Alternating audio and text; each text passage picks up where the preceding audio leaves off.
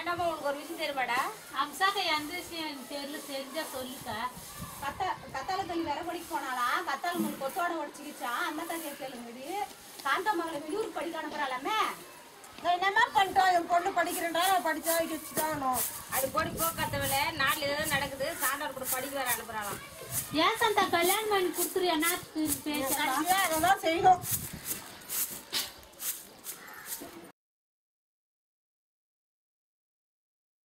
Parents சொல்லிட்டாங்க. அதான் நானும் கேட்கணும்னு நினைச்சேன். அது ஒன்றும் இல்லைப்பா, அம்மா கிட்ட கேட்டேன். எனக்கும் மற்றவங்க மாதிரி காலேஜ் படிக்கணும்னு ஆசையாக இருக்குது அப்படின்னு சொல்லிட்டு என்னை நம்பி காலேஜ் அனுப்புங்கன்னு அம்மா கிட்ட கேட்டேன். அம்மா இருந்துட்டு உண்மையில எனக்கு நம்பிக்கை இருக்குது, அதனால தான் காலேஜ்க்கு அனுப்புகிறேன் அப்படின்னு சொன்னாங்க. ஏதாவது நான் தன்னையும் மீறி ஏதாவது ஆபத்து வந்துச்சுன்னா எனக்கு சேஃப்டியாக வந்து பேக்கில் ஒன்று வச்சுருக்கேன், அப்புறமா போய் பாரு அப்படின்னு சொன்னாங்க. என்னப்பா அது? வேற ஒன்றும் இல்லைப்பா, காமிச்சாலே வெளியே பெருசா ஒன்று இருக்கு. அதுவா? அதான்ப்பா. எப்படி யாரு உங்கள் வீட்டில் எப்படி அனுப்பிச்சாங்க? அதை ஏன் நீ கேட்குற? நீ வேற வீட்டில் எனக்கு கல்யாணம் பண்ணி வைக்கிறேன்னு சொல்லிட்டு ஒரு பெரிய போராட்டமே நடந்துச்சு. அப்புறம் நான் தான் வீட்டில் கல்யாணம் பண்ணிங்கன்னா திருப்பி வாழாம வந்து இங்கே தான் உட்காருவேன் அப்படின்னு சொல்லி அது இது பேசி திருப்பி காலேஜ் வந்துருக்கேன். இந்த காலேஜில் சேர்த்து விட்டாங்க. எப்படி வந்த? மாப்பிள்ளை எப்படி இருக்கான்னு கேளு, அதுக்கப்புறம் என்ன கேளு. நீ வேற எதுக்கு அதான் கலங்கோலத்தெல்லாம் கேட்குறேன். நீ எப்படி வந்த? நான் போப்பா. அவளுக்கு என்னடி, அவங்க இருக்கிற பணத்துக்கு அவ என்ன நினைச்சாலும் சாதிக்கலாம். இது ஒண்ணுதான் குறைச்சல் எங்க வீட்டுல. ஆமா, அதான் லேப்டாப் பணம் முக்கியம் இல்லப்பா, நம்மளோட இதுதான் எல்லாமே இருக்கு. கரெக்ட் தான். அதுக்கு தான் நாங்க கல்யாணம் வேணாம்னு படிக்க வந்திருக்கோம். நம்மளோட கான்ஃபிடென்ட் தான். இதுக்கு பணம் எல்லாம் ஒரு முக்கியத்துவமே கிடையாது. தான் இருக்கணும். அப்போ நம்ம சாதிச்சு காட்டுவோமே. அதுதானே. நான் மச்சி இவ்வளவு நேரம் வெயிட் பண்ணுற ஒரு ஃபிகரை கூட காணுமே. ஏய் வெயிட் பண்றா, நம்மளுக்கு ஏத்த வத்தலோ சொத்தலோ என் மோப்பித்தாலியா கண்டிப்பா வருண்டா மச்சான். டேய் ரோடாடா இது இன்னும் வரலையாடா? டேய் இந்த காலேஜ் இந்த மாதிரி ட்ரெஸ் பண்ணிட்டு வந்து என்னடா இப்படி ஆயிடுச்சு, ஒரு ஃபிகரை கூட பார்க்க முடியல. டேய் டேய் குருடா,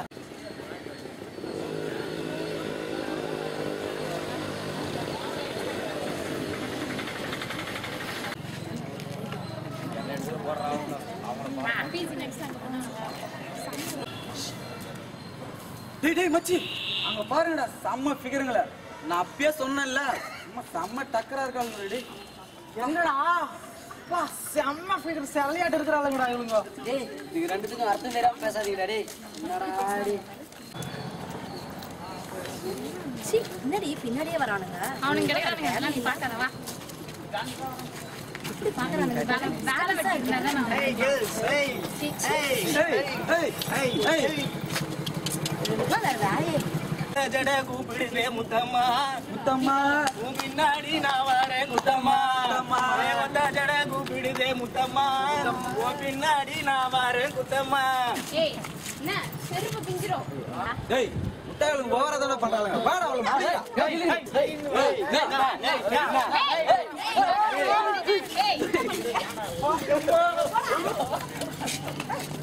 இந்த மாதிரி ட்ரெஸ் போடுறதுனால தான் அந்த மாதிரி பசங்க வந்து நம்ம பின்னாடி வராங்க. அவங்கள சொல்லி எந்த தப்பும் இல்லை, எல்லா தப்பும் நம்ம கிட்டயும் இருக்கு.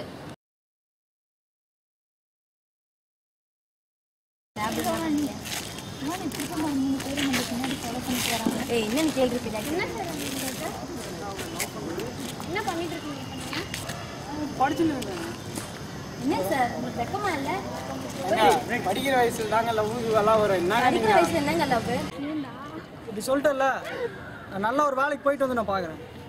ஹலோ வெயிட் பண்ணுங்க, we will be back again. பெண் சமுதாயமே, அடுப்பூதும் பெண்ணுக்கு படிப்பு எதற்கு என்று வகுத்து வைத்தான் பாரதி.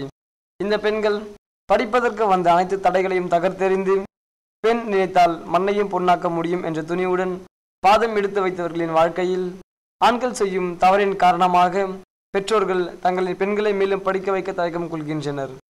பெண்ணே, எந்த பிரச்சனையும் உன்னால் தகர்த்து அகிலத்தையே ஆளும் சக்தி உனக்கு உண்டு. அடக்க நினைத்தால் அடங்க மறுத்து எழு.